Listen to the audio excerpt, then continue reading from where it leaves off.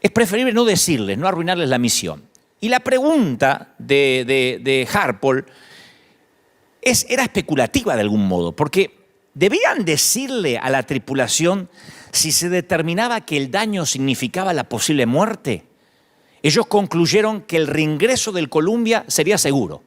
Y a la tripulación se le entregó un reporte completo con la conclusión de la NASA, y nadie en la nave y nadie en la Tierra esperaba que el daño pudiera ser fatal. Así que ni la NASA ni la tripulación del Columbia supieron que la situación era un caso perdido antes de que la nave espacial se desintegrara.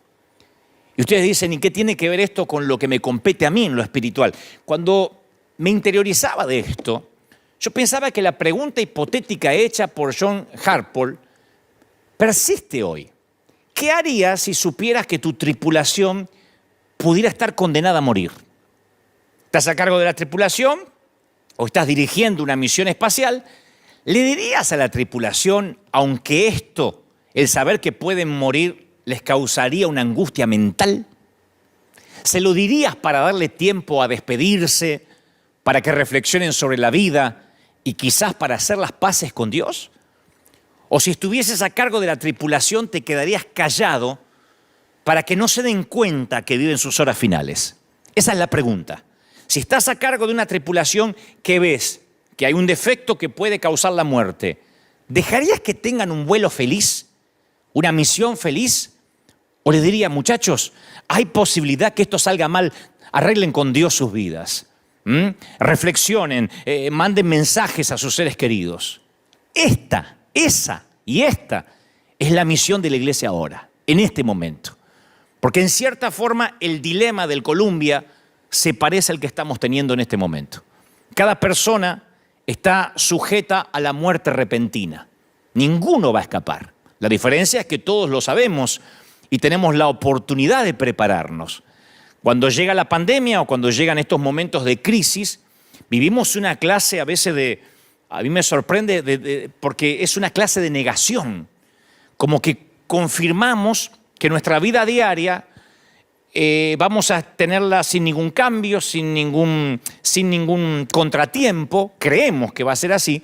Y sin embargo, la vivimos como si tuviésemos garantía de seguridad que no son posibles en esta vida. O sea, que vivimos como que tenemos la garantía de que vamos a ser eternos, como que no nos puede pasar nada. Y cuando de pronto nos sacude una pandemia o guerras o un terremoto o un huracán, nos empezamos a preguntar si nuestra vida está a cuenta con Dios. Esto no es nuevo. Lo que está pasando ahora, que es una suerte no estoy minimizando la pandemia, pero sí también hay una paranoia, un miedo, donde la gente corre a los mercados para quitar lo último que queda de papel higiénico, de insumos básicos, que no lo hubiésemos pensado hace una semana atrás. Esto no es nuevo. En el 2004, la gran tragedia fue el tsunami del Océano Índico que mató a 230.000 personas. 230.000. A mí me cuesta asimilar esa cantidad. En el 2005 tuvimos el huracán Katrina. ¿Y quién puede olvidar el 2010 y el 2011? El terremoto en Haití le costó la vida a otras 220.000 personas. 220.000 personas. También me cuesta asimilar a mí esa cantidad. 220.000. Comparen con las cifras que a diario aparecen de los que fallecen a causa del coronavirus. El tsunami de Japón por lo menos se llevó a 15.000. Ahora, no obstante, esos solamente son los acontecimientos climatológicos. En la Tierra todos los días hay demasiadas tragedias, demasiados accidentes de tránsito, demasiados pacientes con cáncer o enfermedades terminales que ni siquiera llevamos la cuenta. Y eso hace que uno se haga muchas preguntas respecto al carácter de Dios. Ahora es cuando la gente mira hacia las iglesias o trata de escucharnos a nosotros, y como cristianos, como seguidores de Dios, no podemos pretender creer que Dios está sorprendido.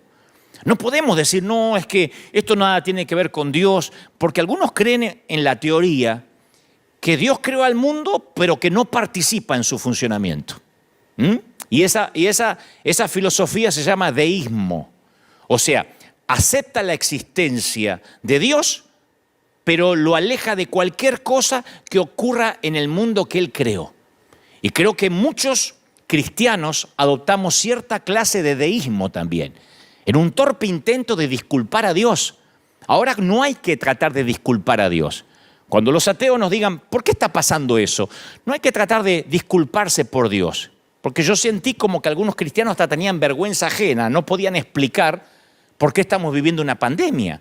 Las Escrituras son claras de que Dios continuamente está obrando activamente en el universo. No es que Dios a esto le sorprendió, Dios dice, vino una pandemia y yo justo estaba escuchando el coro de ángeles. No. El pretender que Dios no sabe esto es una falacia. Otra manera en que nosotros liberamos a Dios de la responsabilidad es echarle la culpa al enemigo, a Satanás. Pero si uno lee las Escrituras, sabemos que el libro de Job, a través del libro de Job, que Satanás no puede hacer nada sin el permiso de Dios. Ya sea que nos resulte cómodo o no, uno tiene que debatir este asunto con integridad teológica. Ahora, queridos pastores, colegas, cuando uno tiene que ponerse serio. Ahora es cuando no tenemos que hablar tonterías, boberías. Ahora es cuando tenemos que decirle a la gente, a los que no creen en Dios o a los que ahora van a empezar a buscar desesperadamente a Dios, hay que decirle, mira, la Biblia enseña que Dios es soberano, que Él está en el trono tanto en los momentos agradables como en los momentos que no son tan agradables. La Biblia presenta un Dios activo que está involucrado íntimamente en el control y en el sustento de todos los acontecimientos del mundo natural. El Señor hace lo que se le place, dice la Biblia, dice Salmo 135:6. El Señor hace lo que se le place por todo el cielo y toda la tierra. Y en los océanos y en sus profundidades hace que las nubes se eleven sobre la tierra. Envía relámpagos junto con la lluvia y suelta el viento desde sus depósitos. Salmo 135:6. Yo leo esto y no puedo pensar que el viento o la lluvia se manejan solos. O lo que es peor, que lo maneja el diablo. Solo el Salmo 135 dice, Él suelta el viento desde sus depósitos. Mateo 5:45. Él da la luz de su sol, tanto a los malos como a los buenos. Y envía la lluvia sobre los justos y los injustos por igual. Si tuviera la iglesia ahora repleta, diría, ¿quién envía la lluvia? Dios. Él lo hace. Él ordena que caiga la nieve en la tierra. Job 37:6. Él ordena que caiga la nieve en la tierra y le dice a la lluvia que sea torrencial. Digo, por si alguien piensa que la inundación es un error de cálculo y el diablo tomó el control mientras que Dios miraba para el otro lado. El aliento de Dios envía el hielo y congela grandes extensiones de agua. Él carga las nubes de humedad. Estoy leyendo Job 37:6. Él carga las nubes de humedad y después salen relámpagos brillantes. Las nubes se agitan bajo su mando y hacen por toda la tierra lo que Él ordena. O sea, yo creo que cuando veo las Escrituras no puedo en ningún momento dudar que Dios en algún momento del planeta pierde el control. Vemos un Dios que envía un diluvio para destruir un mundo oscurecido por el pecado y salva solo a Noé, al piadoso Noé y a su familia. Envía un fuego para destruir a Sodoma y Gomorra por su perversidad. Envía plagas para castigar a Egipto. Crea una plaga que mata a 70.000 hombres debido al pecado de David al censar a la gente. Una historia que en otro momento les voy a contar. Envía una tormenta para atraer la atención de Jonás y llevarlo al arrepentimiento. Entonces, cuando uno ve ese Dios, uno piensa, a ver, desde Malaquías a San Mateo, ¿será que Dios se ayornó? ¿Se ablandó? No estoy diciendo que era un Dios malo, explicaré eso en momentos, ni que Dios sea malo hoy. Quiero que entendamos que cuando pasan estas cosas, los predicadores no tenemos que salir a tratar de disculpar a Dios. Ayer veía un programa de televisión de alguien que decía, bueno, esto no tiene que ver con Dios. Entonces, ¿con quién tiene que ver? ¿Con Trump? ¿De verdad? ¿Con Maduro? ¿Con los políticos que nos tocó en desgracia en algunos países de América Latina? ¿Con quién tiene que ver? primero uno tiene que concientizarse por qué está pasando eso, si no, no vamos a encontrar la solución. En Amós 4 hay un episodio bíblico extenso que describe cómo Dios trata con la desobediencia de los pueblos. Así que si alguna vez yo creo que en algún momento nos vemos tentados a separar a Dios de lo que ocurre en la tierra, pensamos, no, Dios lo creó y después se olvidó que hizo una tierra. Este pasaje de Amós 4, este pasaje, le voy a leer la versión de la Biblia de las Américas, es como que nos para en seco. Miren, o escuchen. Yo también os he dado, estoy leyendo Amós 4:6. Esto es Biblia pura, señores. Yo también os he dado dientes limpios en todas vuestras ciudades y falta de pan en vuestros lugares, pero no os habéis vuelto a mí, declara el Señor. Yo retuve la lluvia cuando faltaban 3 meses para la cosecha. Hice llover sobre una ciudad y sobre otra ciudad no hice llover. Sobre una parte llovía y la parte donde no llovía se secó junto con la cosecha. No aparece el diablo en esto, ¿no? Está hablando el Señor. Así que de 2 o 3 ciudades iban tambaleándose a otra ciudad para beber agua y no se saciaban, pero no os habéis vuelto a mí, declara el Señor. Os herí con viento abrasador y la oruga ha devorado vuestros muchos huertos y viñedos, vuestras higueras y vuestros olivos, pero no os habéis vuelto a mí, declara el Señor. Envié contra vosotros una plaga, como la plaga de Egipto. Maté a espada a vuestros jóvenes junto a vuestros caballos capturados e hice subir hasta vuestras narices el hedor de vuestro campamento, pero no os vuelto a mí, declara el Señor. No os habéis vuelto a mí. Os destruí como a Sodoma y Gomorra y fuisteis como tizón arrebatado de la hoguera, pero no habéis vuelto a mí. Yo no estoy repitiendo esto, lo dicen las Escrituras tal cual. Declara el Señor, por tanto, prepárate para venir al encuentro de tu Dios. Este es el Señor. Digo, para poner en claro, yo no sé si esto es muy alentador, que cuando estas cosas pasan, no podemos mirar para otra parte, los que predicamos, los que estamos en los negocios del reino, negocios en el mejor sentido de la palabra, aludiendo a las palabras de Jesús cuando era niño, diciendo, los negocios de mi Padre me es necesario estar.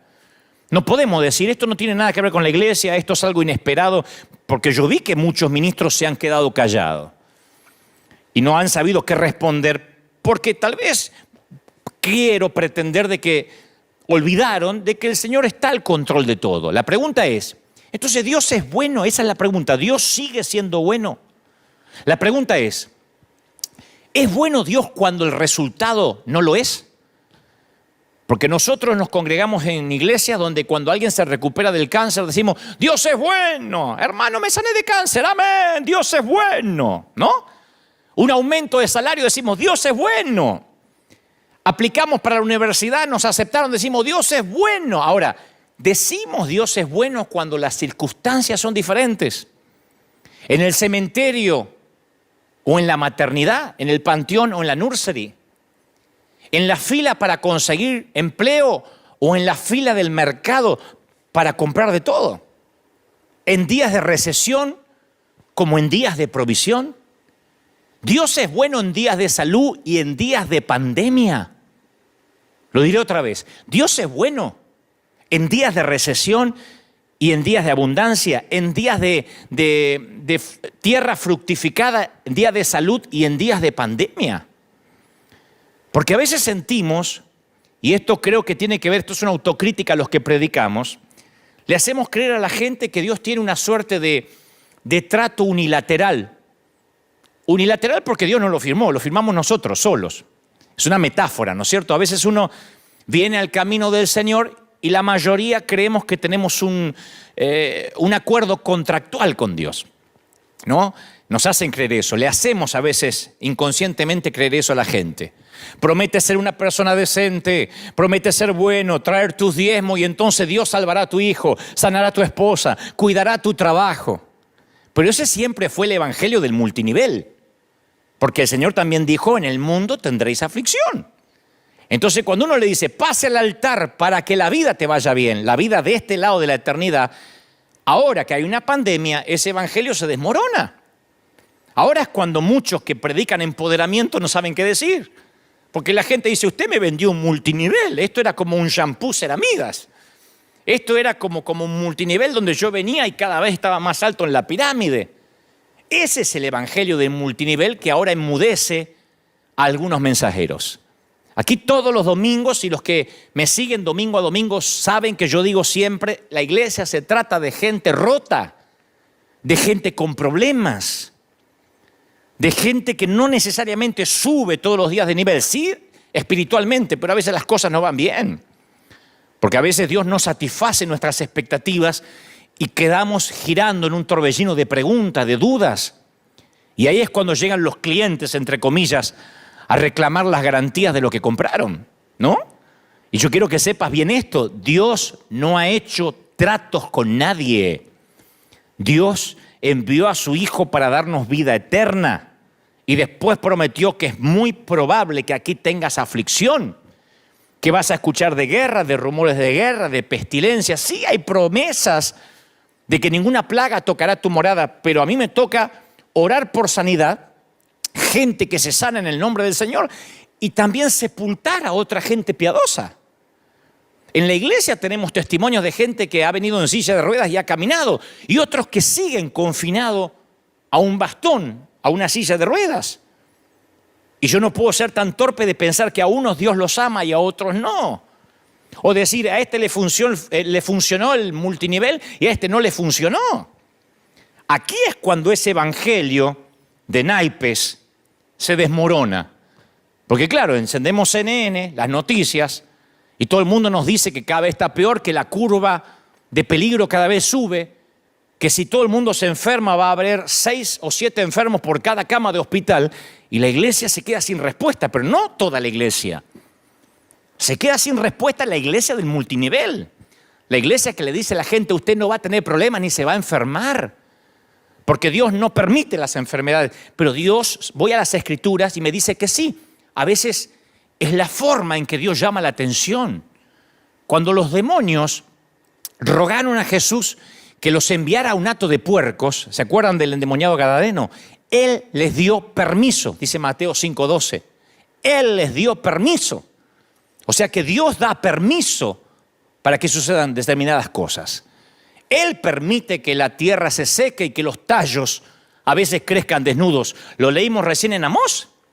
Él le permite al enemigo que se desate el caos en ciertas ocasiones, pero no permite que triunfe. No permite que triunfe. Estas son terribles calamidades, productos de un planeta Tierra caído. Y por el contrario, cada mensaje en la Biblia, en especial la historia de José, ustedes deben recordar José que fue vendido por sus hermanos y que llega a Egipto y luego le dice a sus hermanos, miren, todo lo que ustedes hicieron, Dios lo transformó, lo trastornó para bien. Cuando uno ve la historia de José, nos lleva a creer que Dios mezcla algunos ingredientes y de alguna forma saca algo bueno de todos esos ingredientes. Ese fue el mensaje de Jesús. Cuando sus seguidores divisaron a un ciego a la orilla del camino, le pidieron a Jesús una explicación, como ahora la gente está pidiendo una explicación. Le dijeron, ¿por qué está ciego? ¿Estaría enojado Dios? ¿De quién era la culpa? ¿De quién había pecado? ¿Sus padres o él? Y la respuesta de Jesús ofreció una opción superior. Él dijo, el hombre quedó ciego para que las obras de Dios se manifiesten en él. Juan 9:3. Para que las obras de Dios se manifiesten en él. No pecó ni este ni los padres. Lo que está ocurriendo es para que Dios manifieste su poder. Porque si Dios llegamos a la conclusión que no está a cargo de los desastres del mundo, ¿cómo entonces vamos a decir que dependemos de Él, que Dios está al control de nuestra vida y de nuestro futuro? O sea, ¿De verdad estamos predicando un Dios que se ocupa de mi uña encarnada, que se ocupa de los divorcios, que se ocupa de la mamá que perdió a su hijo, pero no se ocupa de los desastres climáticos o de las pandemias? ¿O Dios está involucrado en todas las funciones del mundo o no está involucrado en ninguna? Pero no es un Dios que algunas cosas se le escapan y otras cosas sí las tiene en cuenta. Tampoco es verdad que yo sé que hay gente que dice, bueno, pero a lo mejor esto es el otro día escuché que alguien dijo, a lo mejor esto tiene que ver con una represalia de Dios contra alguien. Porque ahora es cuando surgen las teorías conspirativas, ¿no? Yo escuchaba estos días, no, que esto es un virus, que me parece que lo hicieron en un laboratorio y lo soltaron. No nos consta, siempre han surgido estas conspiraciones, no nos consta. Nadie tiene pruebas para decir eso. Sea eso, haya nacido en China, comiendo animales salvajes, siempre surgen las teorías conspirativas. Pero a mí lo que más me llama la atención en nuestro ámbito de los que creemos en Dios son los profetas con el periódico de ayer. Porque el profeta con el periódico de ayer pasó esto y por eso doy esta profecía hoy. Cualquiera es profeta con el diario de ayer. Entonces, no es cierto decir que cada desastre particular es un juicio porque alguien metió la pata. Después del 9/11, después del 11 de septiembre, algunas personas decían que el desastre había sido juicio de Dios sobre los Estados Unidos por culpa de sus políticas. Porque siempre cuando uno encuentra un culpable es como que nos da un alivio a todos. Hay gente que piensa que lo que sucede es culpa de algo que se cometió en el contexto inmediato del desastre. Y en el Evangelio de Lucas, Jesús advirtió sobre estos profetas con el periódico de ayer. Resulta que Pilato había asesinado a unos galileos, sumado a que otros habían muerto cuando una torre se derrumbó en Siloé. Y entonces cuando le preguntaron a Jesús sobre eso, porque le preguntaron por qué había ocurrido eso, por qué se había derrumbado una torre y por qué había ocurrido esas tragedias, Jesús dijo, ¿piensan que esos galileos eran peores pecadores que todas las demás personas de Galilea? Y que por eso sufrieron. De ninguna manera. Ustedes también van a perecer a menos que se arrepientan de sus pecados y vuelvan a Dios. Eso me fascina. Porque el Señor dice, ¿creen que esos 18 que murieron cuando la torre de Siloé se les cayó encima eran peores pecadores que el resto de los que sobrevivieron en Jerusalén? No. A menos que ustedes se arrepientan, también van a perecer. La historia está en Lucas 13:2. Se había caído una torre y dijeron, murieron porque estaban en pecado. No. ¿Murieron las víctimas porque eran más pecadoras que las sobrevivientes? No. Todos vamos a morir si no nos arrepentimos. En otras palabras, el mayor desastre natural de todos ocurrió en el huerto del Edén. Esto es el daño colateral. El mayor desastre, la pandemia, comenzó en el huerto del Edén. Por eso yo titulé este mensaje Pandemia, el daño colateral. Porque la caída nos hizo a todos víctimas. Aquí en River casi todos tienen algo en común. Hoy no están, pero están en sus hogares, ahí frente a la tele. Aquí nos hermana, no quiero decir nos unifica porque suena a uniformidad, pero nos aúna, que todos hemos llegado a Cristo a través de alguna experiencia difícil. Todos llegaron rotos de alguna manera. No hay aquí gente que dice, la verdad que yo no necesitaba al Señor, pero vine a ver qué onda. Por lo menos River. Este es un sitio de gente rota. Frecuentemente por la pérdida de un ser amado, por un divorcio, por la pérdida del trabajo, por abusos en la niñez. Y todos coinciden que Dios se valió de esa dificultad y de esos desastres para atraerles la atención hacia Él. Entonces, yo sé que las crisis podrían alejar a mucha gente de Dios, pero en la mayoría tiene un efecto contrario. Los lleva a los brazos de Jesús. Yo quiero que me escuchen los que están en cualquier parte del mundo, aún los que están en Italia, que son uno de los países más, en este momento, más afectados por esto que nos compete a todos. Estas cosas, mis queridos, ayudan a toda la humanidad a diferenciar lo temporal de lo permanente. La pandemia comenzó en el huerto del Edén. Esto es el daño colateral. Esto nos recuerda que el mañana es incierto y que hoy es el día de la salvación. No mañana, no después del bautismo, no después de que vengas a las células, no después del curso de membresía. Porque siempre nosotros le estamos agregando algo, como los judíos querían hacer. Bueno, la cruz y también la circuncisión. Bueno, la cruz y también aprenderse las leyes judías. No, esto es salvación ya. Esto reordena nuestras prioridades. Al principio yo me choqué como todo el mundo cuando veía las noticias. Y después el Espíritu Santo empieza a mostrarme de que de alguna forma esto atrae a la gente a Dios. Porque es común en medio de la sequía olvidar que lo normal es que llueva. Lo sagrado se vuelve común. Si esto estuviese repleto, yo diría, iglesia, lo sagrado se vuelve, y todo el mundo gritaría, común. Porque he dicho eso hace 10 años. Es muy normal que cuando el médico nos da las malas noticias, olvidemos que la mayoría del tiempo solemos tener buena salud. Porque las bendiciones de Dios abundan, son la norma.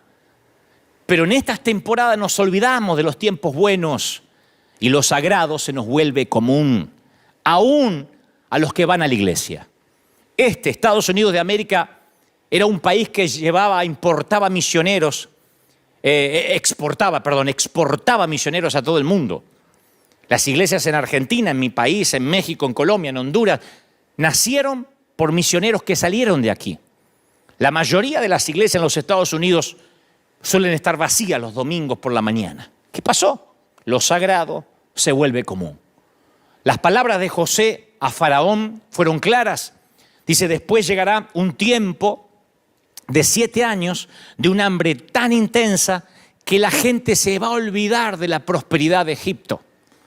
El hambre va a destruir la tierra. Ese era el sueño que cuando el profeta lo discierne y se lo dice, la hambruna va a ser tan grave que va a borrar el recuerdo de los años buenos. José vio en el sueño ambas épocas, la de la abundancia y la de escasez, y ambas épocas bajo el paraguas de la jurisdicción divina. Las buenas épocas y las épocas de hambruna. Pero ¿qué pasa? Que cuando viene la hambruna, la gente se olvida de cuando todo estaba bien, de cuando comía. Por eso esta pandemia no define a Dios. Porque algunos dicen, ¿y qué dice Dios a esto? ¿Ustedes que creen en Dios? Alguien me interpeló hace una semana y me dijo, ¿tú qué hablas de Dios? ¿Qué dice Dios? Esto no define a Dios, esto nos define a nosotros. Porque cuando vienen los desastres, Dios no está siendo puesto a prueba. Nosotros estamos siendo puestos a prueba. Cuando ocurren estas cosas, no podemos pensar que las muertes masivas pueden desacreditar a Dios más de lo que pudiera hacerlo una sola muerte. Sabemos quién trajo la muerte al mundo y no fue Dios. La muerte, la pandemia comenzó en el huerto del Edén, no comenzó en China. La pandemia no comenzó con un murciélago, comenzó con un hombre. La pandemia no es un murciélago, no comenzó con un ratón. La pandemia comenzó con Adán, con Eva. Así que voy a decir esto de la manera más directa, pero tal vez suene sórdida, pero no tengo otra manera de decirlo. Hay que recordar que cada una de las personas que murió en el terremoto de Haití también iban a morir eventualmente. Todos los que están siendo infectados por el coronavirus, no queremos que sean infectados, oramos para que pronto descubran el antídoto, pero no nos olvidemos que también morirán eventualmente aunque no estén infectados. El hecho que las muertes sean inesperadas y sean simultáneas nos impactan más. Pero yo escuché a un periodista anoche decir, nunca voy a creer en un Dios que permita que a sus criaturas les pasen cosas tan terribles. Y como piensa ese periodista, lo que me aterra no es que lo piense el periodista, que me consta que es ateo, sino que me aterra que esto lo piensen algunos cristianos. Me aterra que haya gente que venga los domingos a la iglesia que cree que Dios es un Dios tipo padre helicóptero, que sobrevuela justo arriba de nosotros a tiempo y nos rescata. Me preocupa que haya gente que crea en un Dios que nos aísla de toda situación desagradable, como un padre sobreprotector, un Dios aséptico. Hay un montón de gente que cree en un Dios que le garantice protección, seguridad, felicidad, que los libre de tragedia y dolor. Eso es un seguro médico, un multinivel, pero no es Dios. Porque si uno no dice esto, cuando la gente después, a mí como pastor me viene y me dice, ¿sabe? Tuve que enterrar a mi padre.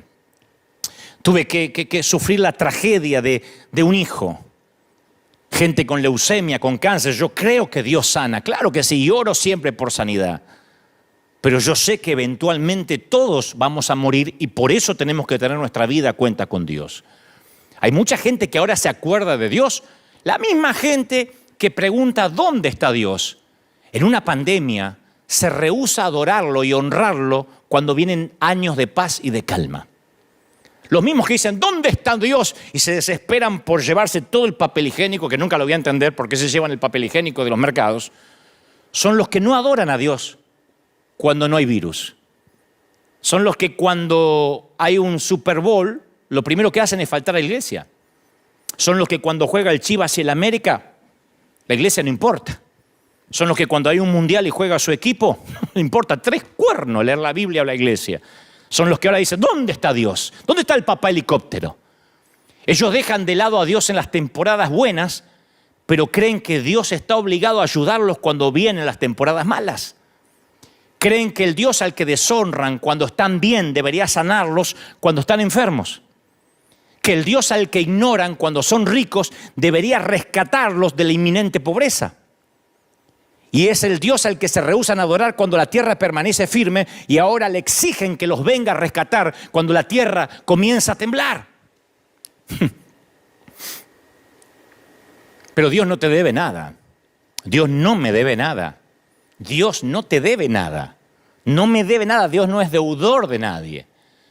Antes de que acusemos a Dios por su despreocupación, hay que agradecerle por los tiempos que nos cuidó. Siempre le digo a la iglesia, la salud, el tener pulmones. Si desayunaste esta mañana, si esta mañana desayunaste, tiene mucho más que mucha gran parte de la humanidad. Ni te digo si además tienes planificado almorzar. Y si puedes darte una ducha diaria, no sabes lo que tienes. Y no hay que irse a Uganda, a Somalia, hay que pensar nada más en nuestros hermanos de Venezuela o en algunos hermanos de Cuba. Si tienes pulmones, si pudiste ahora levantarte y tienes un sillón o una silla donde ver este mensaje, tienes mucho más que muchos que hoy no tendrán donde sentarse ni donde dormir. Siempre estamos rodeados de bendiciones inmerecidas. Dios nos bendice hasta con su silencio. Y cuando de pronto ocurren estas cosas, ¿dónde está Dios? Es el mismo Dios que pedimos y exigimos que nos rescate y que no nos acordamos nunca. Por eso esto va a hacer que las naciones se vuelvan a Dios. Cuando el fútbol se acaba, cuando la liga se suspende, cuando la Champions League tienen que detener los partidos, cuando no hay boxeo, cuando no hay NBA, cuando viene la crisis, la gente no le queda otra que levantar los ojos al cielo. Todo empieza a cobrar sentido. Cuando las crisis ocurren, a veces nos creemos tentados a creer que los propósitos de Dios se han frustrado. Bueno, esta vez le salió mal a Dios, como si fuera el Barça y el Real Madrid. A veces gana Dios y a veces gana el diablo. No. Dice el Señor, yo soy tu Dios, yo soy Dios y no hay como yo. Yo puedo predecir el futuro antes que suceda. Todos mis planes se cumplirán. Yo hago lo que deseo, dice Isaías 46:9. Entonces nuestra visión es demasiado limitada para percibir cualquier significado final de esto ahora. Sería una utopía que yo dijera, les voy a dar el significado porque esto ocurre. No, yo puedo decir como Pablo, todas las cosas ayudan, cooperan para el bien de aquellos que lo aman y son llamados según su propósito. Romanos 8:28. La clave está en el orden de las palabras en el idioma original. Sabemos que a todos los que aman a Dios, dice el texto griego, Él está obrando. Pablo dice, todas las cosas cooperan. Y tú estás diciendo, ¿me estás diciendo que la pandemia coopera? Sí. En la expresión de la palabra griega se transmite o se traduce como sumergeo, de la que sale la palabra sinergia. La sinergia es el funcionamiento conjunto de varios elementos para producir un efecto mayor. Hay un famoso escritor que yo admiro mucho, que él comparó la vida con el funcionamiento complicado a veces de una maquinaria industrial, y él decía, en todo edificio, en toda fábrica hay ruedas, engranajes, cigüeñales, poleas, correas ajustadas, flojas. Algunas giran velozmente, otras lentamente. Algunas impulsan para adelante, otras para atrás. Algunas son suaves, otras son ásperas, ruidosas, golpean, rechinan, suenan. Es una confusión de caos, ¿no? Se elevan, impulsan, accionan, pero hacen su trabajo. Y desde la palanca más poderosa en una fábrica industrial hasta el engranaje más pequeño, todas las cosas se mueven juntas para un propósito. Y detrás del funcionamiento hay una mente que controla, una fuerza que dirige, una mano que guía. Y así funcionan todas las cosas para los amados de Dios. Algunas cosas son dolorosas cuando uno las mira en el noticiero. Parecía que algunas cosas están trabando nuestra vida y algunas parece que hasta nos hacen retroceder. Pero dice la Biblia, obran juntas y para bien. Todos los anhelos frustrados, las contradicciones, esas cosas que no entendemos. Yo siempre le digo a la iglesia, aún las muertes, las temporadas en el hospital, en la sala de cuidados intensivos, el caminar por el césped, recién cortado de un panteón, todo eso. Hay cosas que Dios sostiene, otras las apresura, otras las retarda, las detiene, las pone en marcha, las guía. Esa es la mano de nuestro Padre. Él es el que revuelve la mezcla. Y toda la naturaleza está bajo su control. Todas las cosas cooperan. Y como digo siempre, el final redime una historia plagada de drama. Y si la respuesta de Dios a esto que pasa requiriese más megabytes de los que tiene nuestra pobre mente, y si no estamos entendiendo, porque Dios de alguna forma esto lo va a trastornar para bien, Pablo dice, porque esta leve tribulación momentánea produce en nosotros un cada vez más excelente y eterno peso de gloria, le escribe a los Corintios. Yo sé que lo que venga le va a dar significado a lo que está ocurriendo ahora. El pronóstico es temporadas buenas, temporadas malas. Salomón dividió la vida en 28 temporadas. Y Dios está en todos los días, en todas las temporadas. Él es el Señor de las hambrunas y de las fiestas. Entonces yo sé que están preguntándome, entonces, ¿qué hacemos, pastor? Porque nuestra gente siempre me dice, dinos qué hacer. ¿Qué hacemos la iglesia? Bueno, en primer lugar, yo creo que esto nos devuelve la sensibilidad.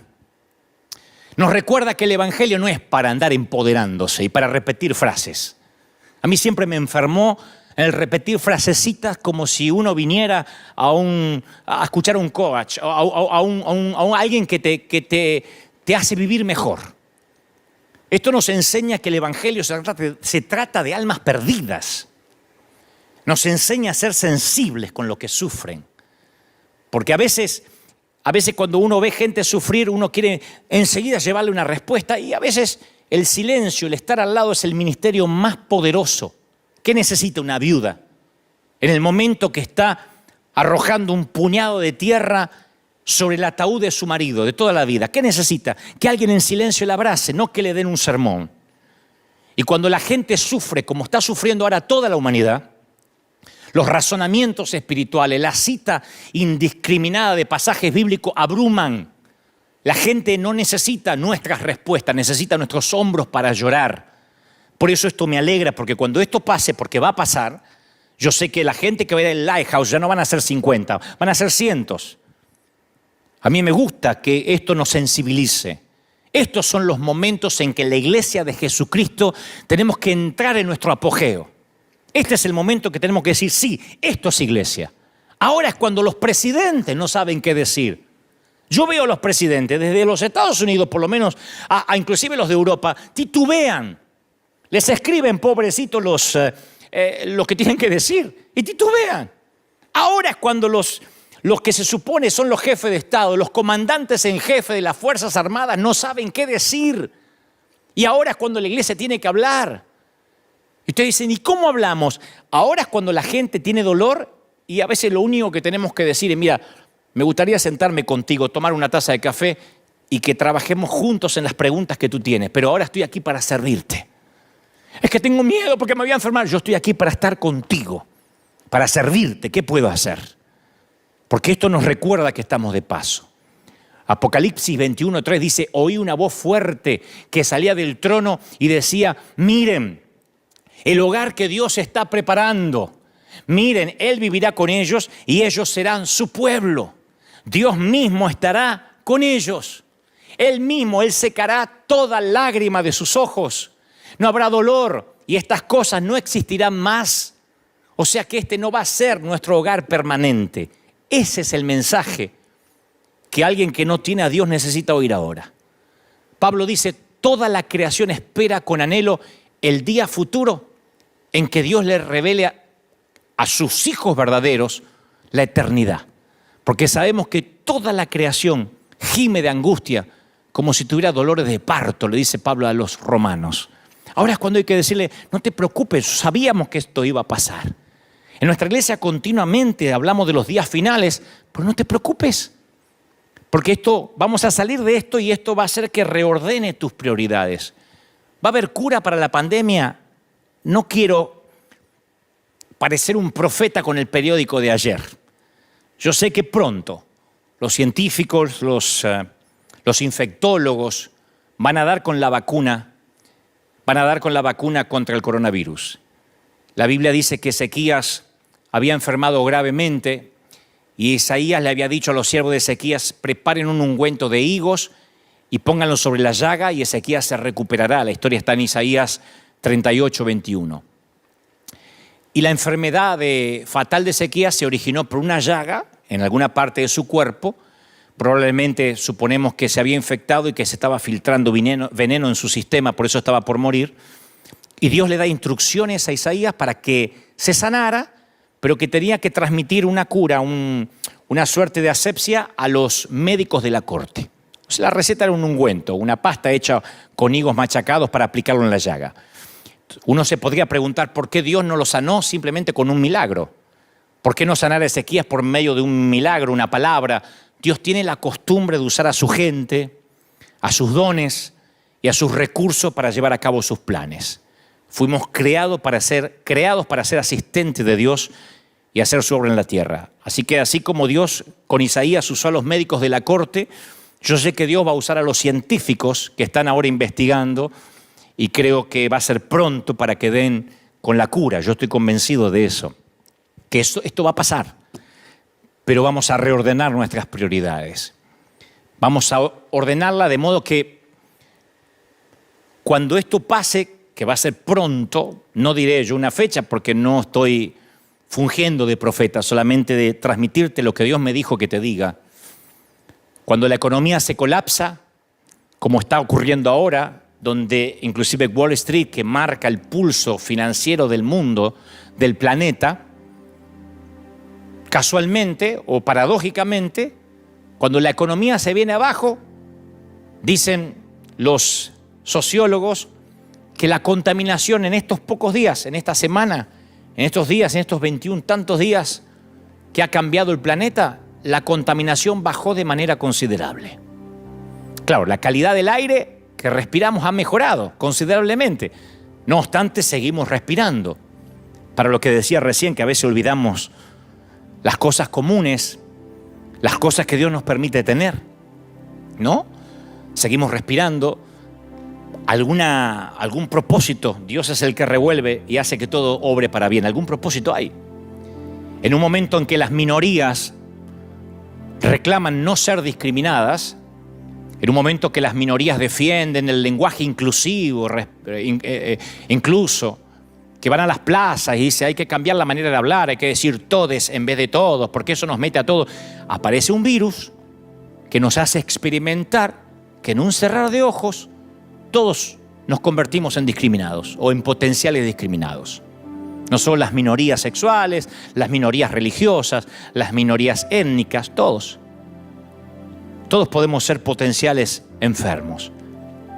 En aquellos a los que no se les permite cruzar las fronteras, en aquellos a los que no tenemos miedo que nos transmitan enfermedades, aún no teniendo ninguna culpa, siendo de raza blanca, raza negra, occidentales, asiáticos, no importa los lujos económicos que tengas a tu alcance. Estos diluvios, estas crisis, nos hace ver a todos iguales. De pronto todos somos mortales. Abrimos el periódico y descubrimos que alguien que coloca a Oscar sobre la chimenea, que levantó Oscar de la academia por sus películas como Tom Hanks, dice, estoy enfermo y estoy atravesando la pandemia y estoy atravesando la enfermedad. Y uno dice, wow, esto no es aquello que afectaba a los de Haití, ¿no? Esto no es aquello que vivían allá en una parte de África que nunca voy a ir. Esto no importa si vives en Beverly Hills, en un rancherío, en los suburbios. Esto nos iguala a todos. En una sociedad que se basa en la productividad y el consumo, y en la que todos corremos 24 horas al día sin descanso, atrás de no sé qué, sin pausa, de repente, ¡paf!, se nos impone un stop forzado. Quietecitos en casa, día tras día. Mírense en ustedes, ¿cuánto hace que no se ponían en una sala a escuchar un mensaje? ¿Escuchaste al predicador aquel? Sí, lo escuché en el celular mientras manejaba, mientras que iba al trabajo. Yo mientras tomaba café. Yo lo escuchaba mientras me bañaba. Miren ahora, todos quietecitos, haciendo altares en casa. No estoy ponderando lo que está ocurriendo. Digo, ¿no será que nuestra mente no alcanza a comprender qué quiere Dios? Estamos contando las horas de un tiempo al que le hemos asignado un valor monetario. Porque la gente mide el tiempo en retribución a algún tipo de dinero. Y entonces cuando ahora nos obligan a pasar tiempo, a trabajar desde casa, de pronto valoramos el tiempo. Yo extraño horrores a nuestra gente. Los extraño.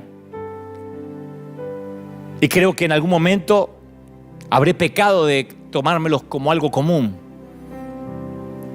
Todos los domingos, hace 10 años, yo salgo aquí y a las 9 de la mañana esta iglesia está repleta, el arena está llenísimo y sale la gente promediando las 11 y a las 12:30 se vuelve a llenar. Los niños corretean, esto es literalmente un hervidero de gente. Hoy los extraño. Hoy la mayoría de las iglesias en los Estados Unidos de América, por lo menos, están en silencio, con las luces medio apagadas. Y extraño el bullicio. Dígale a su hermano, abrácese. En una época en que la crianza de los hijos se las delegamos a los maestros, a las niñeras, a las instituciones. Ahora el coronavirus obliga a cerrar escuelas y nos fuerza a volver a poner a papá y mamá junto a los hijos. Algunos se van a ver la cara muy seguido esta semana. Porque de alguna forma esta pandemia nos obliga a volver a ser familia. Pero no solo la familia sanguínea, A mí me han escrito de todo el mundo, pastor, ¿cómo puedo mandar mi siembra, mi diezmo? No se detenga, sé que va a tener que cerrar la iglesia y eso será un gran desafío financiero. Porque las iglesias nos sostenemos de las finanzas, de la colaboración, de las semillas de la gente. Si la gente no viene, la iglesia termina colapsando financieramente. Y me han llamado de todas partes, personas que nunca han sembrado antes, pero dicen, somos familia. No deje de enviar sus mensajes. Italia, hay un montón de ciudadanos en Italia, de hispanos, que están mirando este momento ahora de sus hogares y me dicen, queremos mandar nuestras finanzas, nuestras ofrendas. No hay que manipular, no hay que hacer pactos, no hay que buscar versículos para que la gente dé. Cuando estas cosas pasan, volvemos a ser familia. Volvemos a recordar de qué se trataba todo esto. En un mundo donde las relaciones interpersonales, la comunicación, la socialización se realiza a través de redes sociales, dándonos la falsa ilusión de la cercanía. En un mundo donde decimos, yo tengo 1500 amigos, ¿de verdad? Sí, en Instagram. De pronto este virus nos quita la verdadera cercanía, la real. Que nadie se toque, que nadie se bese, que nadie se abrace, que todo debe hacerse a distancia. La frialdad, la ausencia de contacto. Salúdense con el codo. Para algunos no les costará, para los que venimos de abrazos, de besos, para los que tenemos un tanque emocional muy grande que llenar porque no tuvimos muchos abrazos y besos de chiquitos,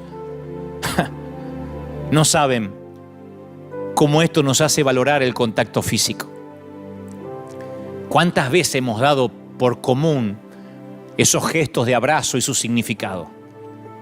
Y si esto se mantuviera, no saben cómo vamos a extrañar los abrazos. Creo que la manera de evangelizar luego que esto suceda, que esto pase, no será llevando muebles y electrodomésticos, será golpeando las puertas y decirle, ¿sabe? Ahora que la pandemia pasó, ¿no quiere que lo abrace? La gente estallará en llanto.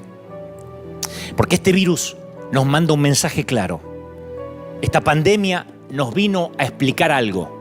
Número 1, esto tiene fecha de caducidad. Esperemos que pronto. Pero nos da una enseñanza para el mundo y para la iglesia. Tu dolor no va a durar para siempre. El coronavirus no va a quedarse a vivir para siempre, pero tú sí. Tú vas a vivir para siempre, aquí, en el cielo o en el infierno. Las aflicciones del tiempo presente no son comparados con la gloria venidera, le dice Pablo a los romanos. Entonces la pregunta hipotética del director de la NASA o de aquella misión del Columbia, John Halport, aún persiste. ¿Qué harías si tu tripulación está condenada a morir? ¿Se lo dirías? ¿Qué le digo al mundo? Ahora estoy en un estadio. Creo que hoy debo tener más gente escuchando este mensaje que en el mayor estadio que jamás estuve, que en River Plate o que en el Obelisco de Buenos Aires. Ahora estoy hablándole a todo un estadio, millones, miles. Los que ahora están viendo en vivo y a los que seguirán viendo este video cuando quede en una cápsula en las redes. ¿Qué les digo? ¿Que hay peligro de muerte aunque eso les ocasione una angustia? ¿O les digo que todos podemos morir? ¿Con el coronavirus o de ancianos? ¿Con una pandemia, una gripe o resbalando en la bañera y rompiéndote la nuca? ¿En un accidente de tránsito o cáncer o un derrame cerebral, lo que sea? ¿O una apendicitis que se te complica? ¿Te lo digo? Sí, te tienes que ir. Tú y yo nos iremos. Entonces te voy a dar tiempo para que reflexiones sobre la vida y fundamentalmente para que hagas las paces con Dios. No puedes quedarte callado mientras que la gente vive sus horas finales. Esa hoy es la misión de la iglesia. Yo entendí la misión de la iglesia esta semana. Dije, esta es la misión de River. Porque con o sin pandemia tendrás que descender de este avión llamado vida. Y ahora en la sala de un hospital, en cuarentena, haciéndote la prueba del virus, o eventualmente en unos años de abuelito o de abuelita, eventualmente te irás. Porque tu nave tiene un desperfecto. Tienes un ala rota como el Columbia. Y mi deber es decirte que el paracaídas que te estoy entregando no es para hacerte el viaje más cómodo. La iglesia no es para que tengas un auto mejor, para que termines de pagar la casa, ni esas ridiculeces que te han dicho. Esto no es un multinivel, la iglesia no es para empoderarte. Esto te va a salvar la vida eterna. Y tal vez haya habido falta, tal vez tuvo que haber pasado esto para que la iglesia reaccione y dejemos de discutir por la sana doctrina. Dejemos de fijarse qué mujer tiene la falda más corta que la otra. Dejemos de esgrimir o debatir estupideces. Porque la gente no tiene problema con Dios. Van a ver ustedes que después de esto las iglesias se van a llenar. La gente no tiene problemas con Dios. Después del 9/11 ocurrió eso y va a volver a ocurrir ahora. Se llenarán las iglesias católicas, las iglesias protestantes, las evangélicas y nosotros tendremos un tercero y un cuarto servicio. La gente no tiene problema con Dios. Tiene problemas con nosotros, sus mensajeros. Que le hemos dicho que no tendrían aflicción, que no se enfermarían. Le hemos dicho que le hemos dado decretos proféticos absurdos. Y tal vez haya habido falta una pandemia para que la iglesia deje de ser conocida por todo aquello a lo que se opone y empiece a ser conocida por todo aquello de lo que propone. Tal vez esto suceda para que muchos dejen de ser parásitos de las redes y salgan a predicar la vida eterna, la verdad de la vida eterna. Tal vez esto nos haga reflexionar y en lugar de estar viendo qué predica aquel, qué predica el otro, y si el otro es un falso profeta y editando videitos de YouTube, esto tal vez nos saque a las calles, porque si nos cierran las puertas de las iglesias, la iglesia tendrá que salir a las calles. Nos encanta el Pentecostés y quedarnos los 120 santos en el aposento alto. Pero si Dios no permite la peor persecución de la historia, ellos no irán a las 4 esquinas del mundo antiguo a llevar el avivamiento. Siempre ha ocurrido así. Muéstrame una gran crisis y yo te mostraré una iglesia que se aviva. Una iglesia que entiende que esto se trata de almas, de gente. Es casi seguro que esto quizás haya pasado para que la iglesia reaccione y no tanto para que los ateos reaccionen. El mundo clama a gritos la manifestación de los hijos de Dios. Y por ahora, por el momento, algunos se nos ha obligado a cerrar nuestros auditorios, aunque sea por una semana. Y yo no estoy dispuesto a esperar que también me obliguen a cerrar la boca para siempre. Nos pueden cerrar los auditorios por una cuestión de higiene, de asepsia, pero no nos cerrarán la boca. Ahora es cuando la iglesia tiene que salir. Ahora es cuando la iglesia tiene que vivir su mayor apogeo. Ahora es cuando la iglesia tiene que predicar. Sí, Dios está detrás de todo esto. ¿Dios es malo? No, Dios sigue estando en su trono. Te salves o te mueras, Dios es real. Este caos comenzó en el huerto del Edén. Solo es el daño colateral de un mundo caído. Y sabes, las cosas se pondrán peores. Siempre las cosas se pondrán peores. Saldremos de esta y escucharemos acerca de guerras. O escucharemos acerca de plagas, o de terremotos, o de tsunamis. La Biblia dice que cuando estas cosas sucedan, levantemos nuestros ojos al cielo y sepamos que todo esto estaba dicho y que se está cumpliendo y que el Señor está a las puertas. Alegraos cuando estas cosas pasan y salgan, prediquen, se trata de almas.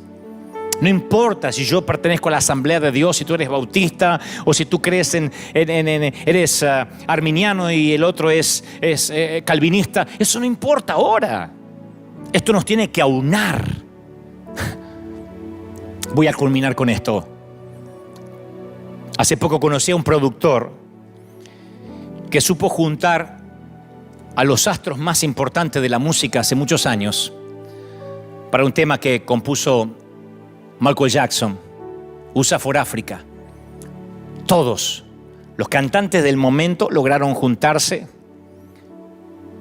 en pos de lo que era una ayuda humanitaria para los que más necesitaban, para los más vulnerables.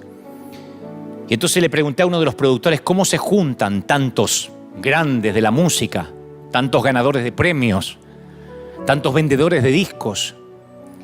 Y él dijo, bueno, les puse en la puerta del estudio un cartel que decía, por favor, deje su ego afuera. Esto tiene que ver con algo más grande que ustedes. Y me dijo, tú le dices a un actor de Hollywood, a un cantante multimillonario que estará involucrado en algo más grande que él mismo y contarás con él. Me quedé pensando qué nos hace falta a los pastores para entender que esto es algo más grande que nosotros, que nuestro templo. Eventualmente yo me iré de River Arena, porque moriré, porque Dios me lleva a otra parte, o quién sabe qué, o porque como soy falible quizás falle. Yo no soy el Arena. Yo no soy ni siquiera pastor. La gente cuando digo no soy pastor, se avergüenza. No, es que no me define ni siquiera lo que eventualmente me toca hacer. Yo estoy involucrado en un negocio que me supera, que es más grande que este servidor. Y si entendemos que esto es más grande que nosotros, cuando vemos los hospitales repletos, cuando vemos al comandante en jefe del que se supone el país más poderoso del mundo, titubeando, desdiciéndose en algunas cosas y no sabiendo qué hacer, cuando se supone el hombre más poderoso del mundo, que no es Superman, no tiene respuestas, entonces las respuestas estarán en la iglesia o no estarán en ninguna parte más. Y nosotros tenemos las respuestas. Nosotros somos los que podemos decir, sabes, estas cosas van a pasar, no se sorprendan, tranquilos. Y abrazar sin miedo al contagio. No estoy diciendo que no seamos preventivos. Cerramos las puertas en pos de lo que nos pidieron. Lo que digo es que sepamos que nosotros tenemos nuestro pasaporte al día, en términos metafóricos espirituales. Que nosotros en cualquier momento, si nos toca partir, nos iremos sirviendo. No huyamos como ratas. Ahora es el momento de no buscar ni culpables ni autores intelectuales, porque, insisto, querían que yo les diga quién es el culpable, se los diré. Esto no viene de un murciélago, no viene de China, ni de un laboratorio del Área 51. Esto nació en el huerto del Edén. solamente vivimos el daño colateral, como el Katrina, como los tsunamis, como los 250.000 que murieron con una sola ola